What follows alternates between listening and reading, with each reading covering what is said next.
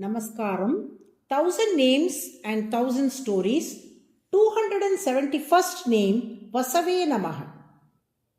Alavandar was a king whose original name was Yamunacharya.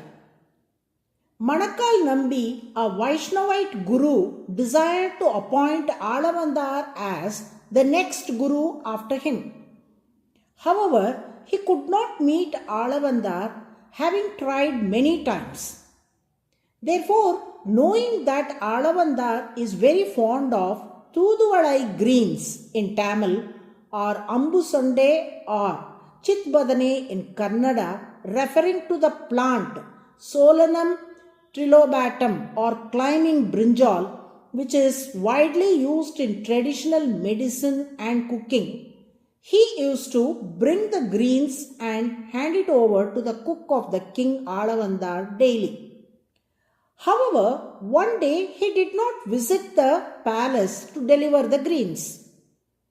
Curious about the Brahmin who had been bringing him the greens regularly, King Alavandar commanded his subordinates to ensure that the Brahmin was brought before him the next time he arrived at the place.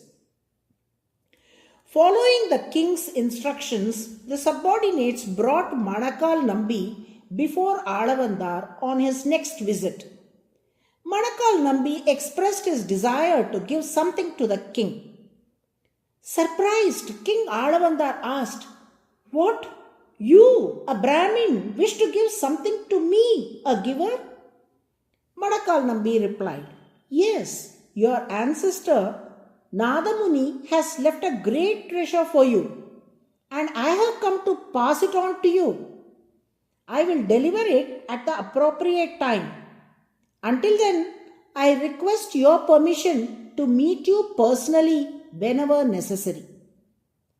Impressed by his words, Alavandar granted Manakal Nambi's request. Manakal Nambi then visited Alavandar daily, imparting to him one chapter of the Bhagavad Gita each day. In just 18 days, Alavandar became well versed in its teachings.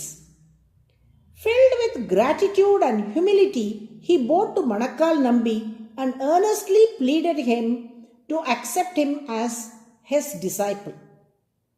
Manakal Nambi replied, "The time has come for me to reveal to you the treasure your ancestors have preserved for you." He then took Alavandar to Sri Rangam and showed him Lord Ranganatha reclining on Adisesha between the two branches of the Kaveri river. Manakal Nambi explained, "This is the treasure that your grandfather Nadamuni saved for you."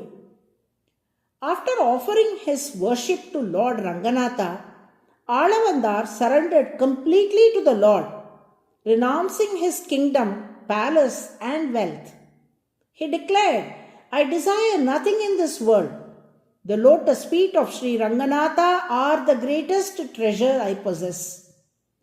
Embracing sainthood, he renounced worldly pleasures and uttering the words, "Dhanam Matiyam Tavapada Pankacham," he affirmed that the highest treasure he could possess was the divine lotus feet of Lord Ranganatha, symbolizing supreme devotion and surrender to God.